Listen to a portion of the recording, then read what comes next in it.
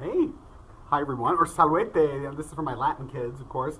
If the room looks weird right now, it's because it's early in the morning and I'm recording a little video. As you know, I'm going to be out today, and so you don't have to check into class, which is the first thing that you should know. If you are in Latin 2 or 3, like, get some stuff done. Just get stuff done. If you're in Latin 3, oh, sorry, no, Latin 3, get stuff done. If you're in Latin 1, then I need to show you how to do a codex, how to do an ancora pagina, and, oh geez, there's a bell. If you 2s or 3s are still watching this, there might be an opportunity to kind of help out the Latin 1s because of all the digital learning. They don't know codex stuff. They don't know how to put together a nice codex, and so I recorded this video because I think it's just easier to explain, kind of verbally and with my little model codex here, than to put it all into an email. So Latin 1s, this is what I'd like you to work on today. I'm going to have the material that you'll need on the class website, so just check under casus for cases, the cases of nouns. We're looking into red nouns, and basically today I want you to update your codex with our first ancora pagina, that is our first anchor page, our first cheat sheet, the first one of your codex. If you were in 7th period yesterday when the Martialian High Command visited, you probably noticed how proud they were to show off their codices. If you are, in Latin 2 or 3, you know that, your codex it's a big deal, So those of you who keep really, really good ones, they are scrapbooks, they contain memories from your, career as a Latinist and from your Roman persona in the game.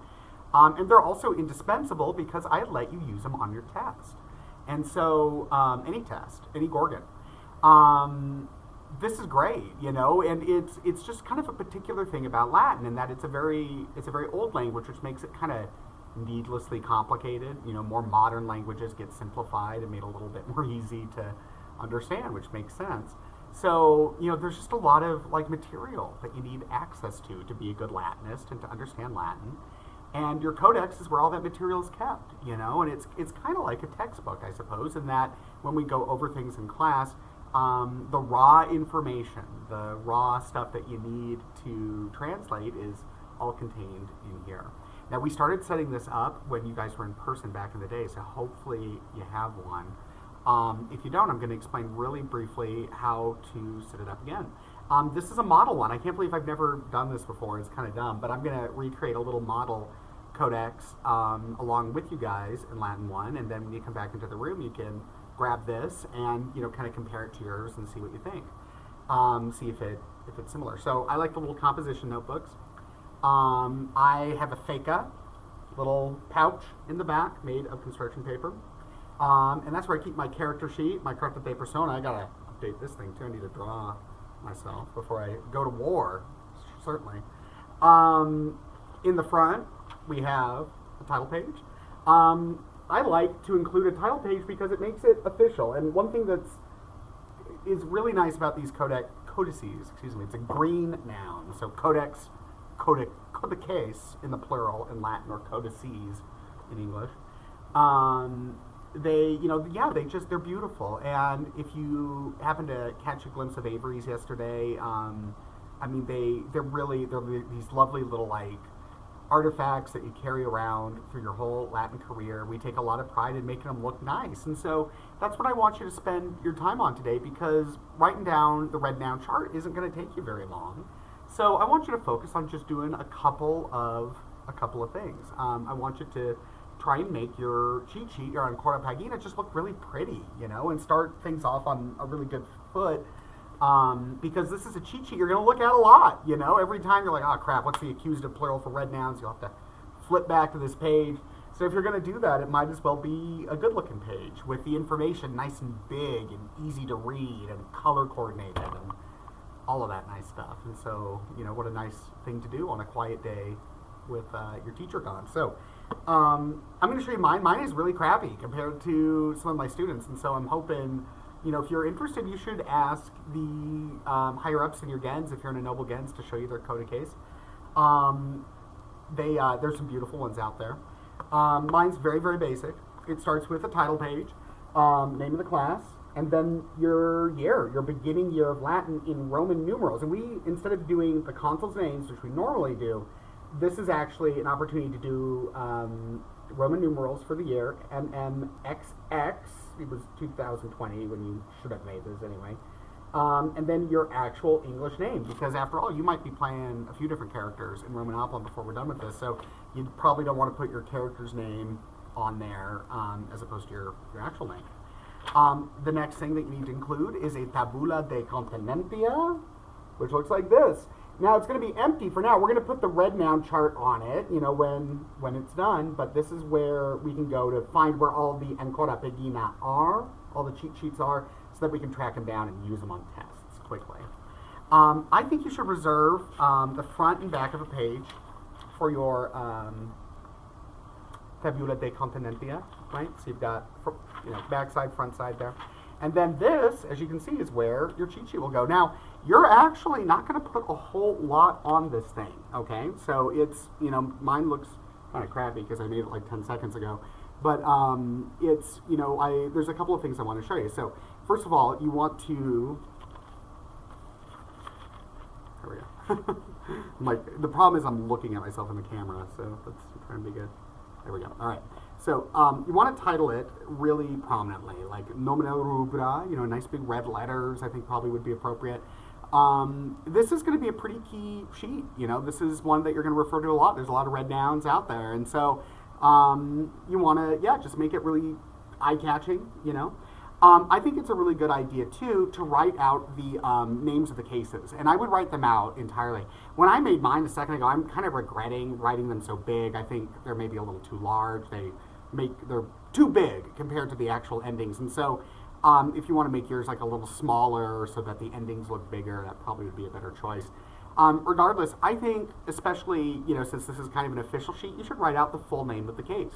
In other circumstances, we're going to abbreviate the names of each of the cases, like nominative will abbreviate to NOM, NOM, and genitive to GEN. For the purposes of this, you should write it out, and that's because this is like the official cheat sheet. This is the official ancora pagina, and so it can contain the most complete information so that it never really needs to be updated or, made more complete. Whether you make them this big, that's another story. Remember, you don't need to worry about what any of these things mean. You just need to know them, know that they go in this order, and know that these are the endings that go with them. So I'm going to reread the red endings to you now. So we have I, am, with a macron over the A there. I, aram, is, as, is, and it looks like I messed something up here. Hang on.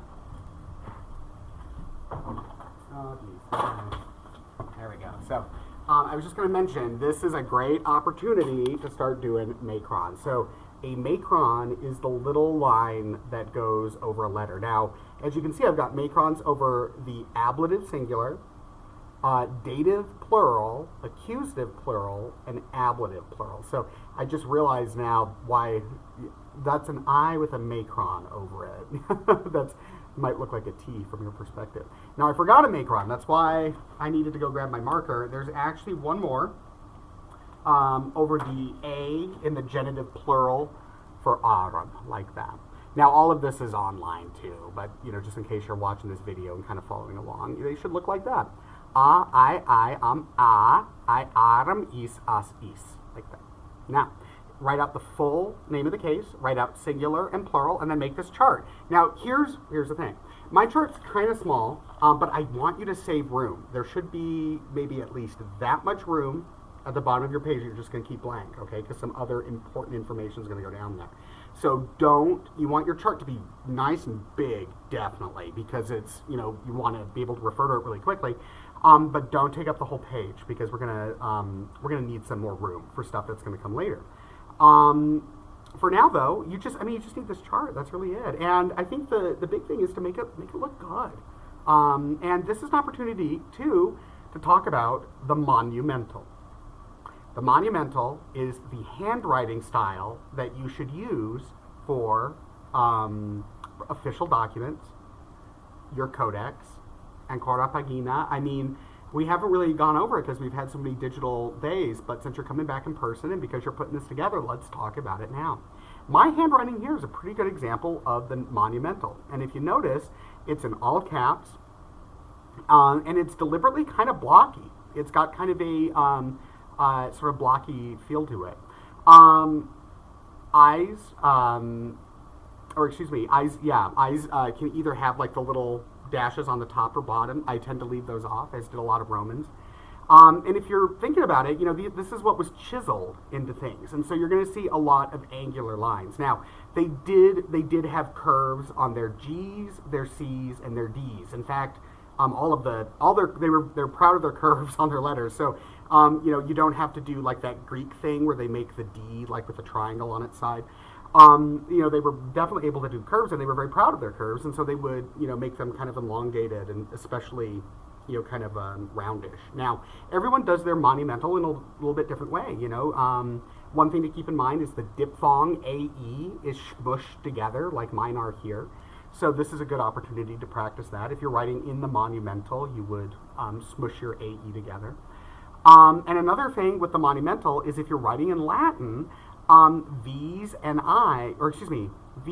U's are interchangeable. Now I'm kind of regretting it. I didn't really do that here with this U, but I could replace this U with a V and it would be a little bit more official looking. It would look a little bit better. Kind of like I did here. I did it right here. So you see the U on tabula de continentia. See how it's like a V instead of U?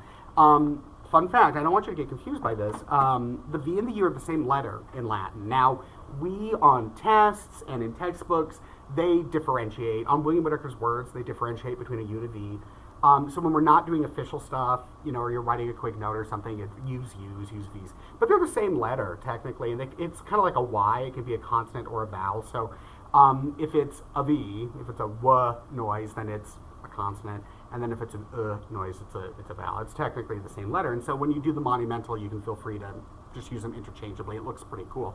Now, not everything in your codex will be in the monumental, but things that are kind of official, things that, where we're kind of showing off the beauty of the Latin language, it's really kind of up to your discretion. But this is an opportunity where I would say you should make this chart in the monumental and should practice your all caps handwriting and see what that looks like. Oh my gosh, this video is so long. It's like 13 minutes. All right.